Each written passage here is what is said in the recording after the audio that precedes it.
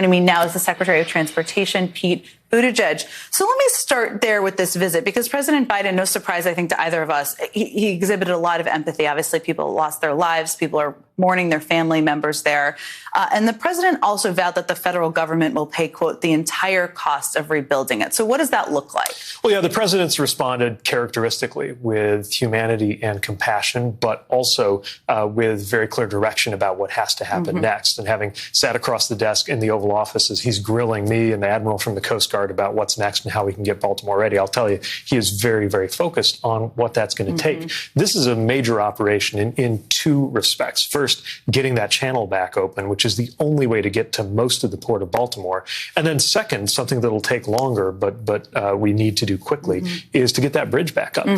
That's going to take a lot of coordination. That coordination is already underway. We got $60 million out from our department within hours of getting the request to get them started. But that is just a fraction of what it's going to take to replace that bridge, which is very important for traffic getting across there. Meanwhile, the race to get the port open is on pretty soon. By the end of April, we think the Army Corps will be able to get a 35-foot deep channel open. That's not the same as having it totally clear, but it's an important step on the road back to normal and means more of those vessels can come through. And just as important, means more of the workers in the Port of Baltimore can be back on the job and back earning their paychecks. Yeah, I mean, these details are so important because these are things that impact people's lives tremendously.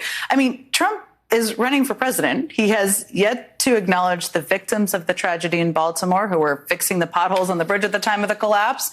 All of them were immigrants. I have my own views, but why do you think he said absolutely nothing? Yeah, and I'll take care to avoid talking about campaigns while I'm sitting here, but just at a human level, it would be helpful for the former president to weigh in here and show the solidarity that we have seen from most, if not all, elected officials on either side of the aisle because of the human nature of what happened. The fact that you had, these 6 people who lost their lives, a 7th very seriously injured, who are out there doing the work that all of us count on but don't always think about. That was a chilly night. They were out filling potholes, mending the road, getting that bridge squared away while most everybody else was sleeping so that it'd be ready for traffic in the morning.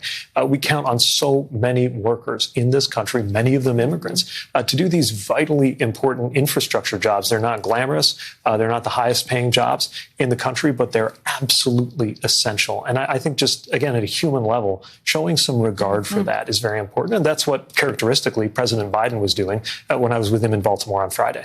There are few people better at debunking than you, I will say. And there has been this ongoing meme or in the right wing push that this is about DEI in companies. Yeah. Just break down the absurdity. And why is that the message they are pushing? I think this is another one of those moments where all they have is a hammer and everything looks like a culture war. This is not about women and minorities. This is about a bridge that was struck by a ship. We saw something similar with the Alaska Airlines and Boeing incident. And I just don't understand the mentality of somebody who sees an issue like this that was a very physical, direct infrastructure issue. And their first thought is, how can I make this about women and minorities?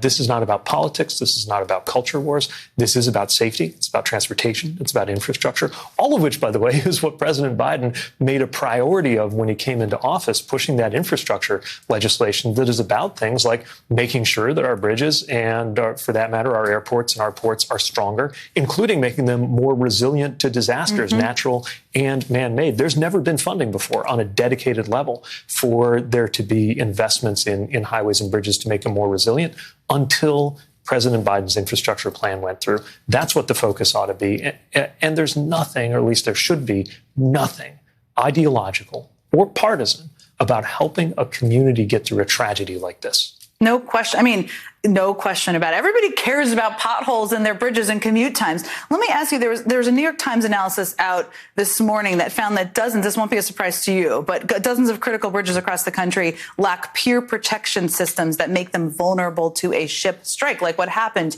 here. What needs to be done to ensure these bridges are protected? There's many of them across the country. Yeah, there's really two things that need to happen. One is the right standards for bridges being built now and going forward. That there has been a lot of evolution, even since 1980, when there was a similar collapse in Tampa, which really prompted a lot of rethinking about how bridges are designed and built. The problem, of course, is bridges in this country are up for 50, 70, 100 years or more, which means that we're driving on bridges today that might have been designed 100 years ago. And while some of those are being replaced, not all of those are being completely replaced, they need to be reinforced and shored up. So you have a lot of devices or design features that can go around the piers of a bridge where that's a critical support. Often you'll hear about dolphins or fenders or islands. Now, I have to say, when you see what happened in Baltimore, there are very few mitigations that could have withstood a direct impact. In fact, it did have some features that obviously did not prevent this right now. And I have to say, when you're at the site, as we were again on Friday, in some ways it looks exactly like it does on television. But the one thing that doesn't come across as much on television is the mass of this ship. It is almost as big as the span of the bridge itself that came down. And when you see it, you see how that was no match for this ship, which is why there's really two things that are being worked on and two things I think we'll learn a lot about from the NTSB investigation.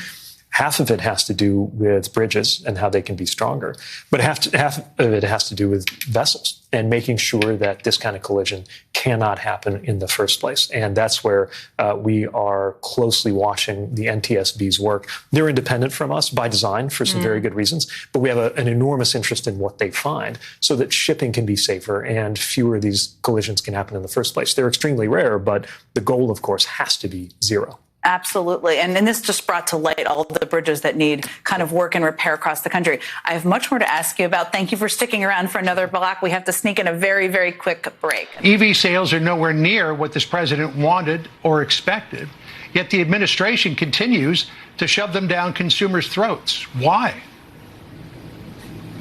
Well, let's be clear. Consumers have wanted and purchased more EVs every single year than the year before. Sometimes when these debates happen, I feel like it's the early 2000s, and I'm talking to some people who think that we can just have landline phones forever. Okay, so you are the master of pushing back on disinformation, I will say. And there is this narrative. I know you're not going to get into campaigns and politics, but there's this narrative being pushed out there a little bit that the years prior to President Biden's administration were better for the economy. How should people be pushing back on that argument? Well, if you just look at where we were 4 years ago, you couldn't buy toilet paper sometimes.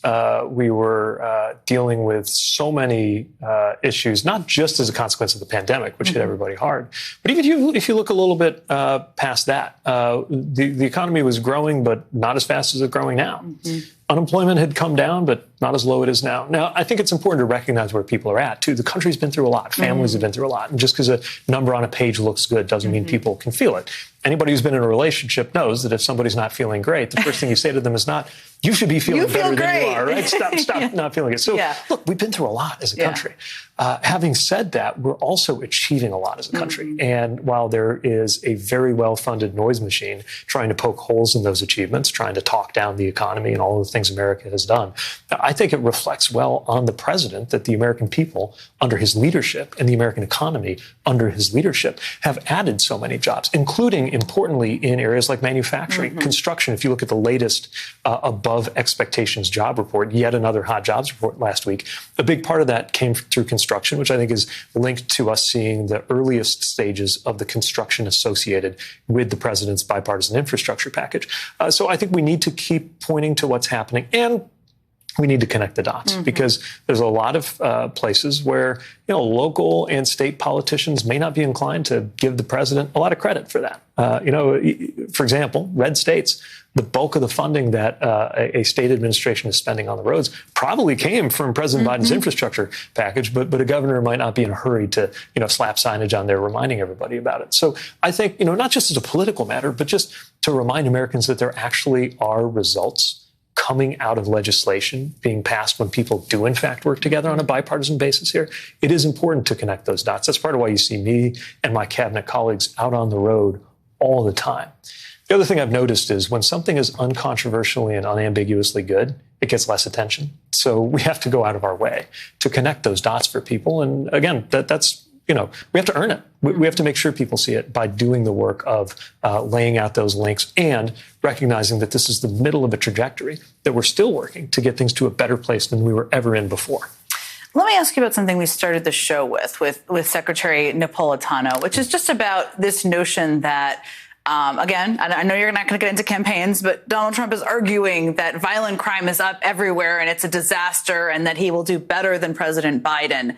He's meanwhile suggesting he is going to free January 6th defendants, for people who are in jail, January 6th, people who were part of the insurrection. Talk to me a little bit about the contrast here and President Biden approach to law and order and approach to crime and how it's being kind of misconstrued out there. Well, again, we got to think about where we were just a few years ago. Out this window, you can see Capitol Hill. I remember what it was like moving here with Justin and our dogs and not being able to get that close to the Capitol because it was surrounded with security fencing in response to the violent attack on that Capitol that the previous president's supporters had just perpetrated. Those were the conditions in terms of security and law and order that President Biden inherited. And just in ordinary cities and streets, crime at an elevated level that had begun to happen under President Trump.